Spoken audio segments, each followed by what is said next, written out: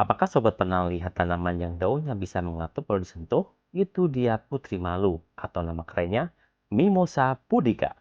Di Indonesia, kita sering anggap dia tanaman liar biasa, tumbuh di mana-mana, bahkan kadang-kadang mengganggu. Tapi, tahukah sobat, jika di luar negeri, tanaman liar ini ternyata bernilai tinggi dan banyak dicari loh. Keajaiban daunnya yang menutup dalam hitungan detik saat disentuh, atau disebut seismonasti, itu menarik banget loh buat penelitian. Nah, karena perilakunya yang unik itu, dia juga populer sebagai tanaman hias yang eksotis. Bahkan, orang rela bayar untuk bisa punya tanaman yang hidup dan bereaksi ini. Jadi, siapa sangka tanaman yang kita abaikan ini ternyata adalah bintang riset dan komoditas unik di pasar global.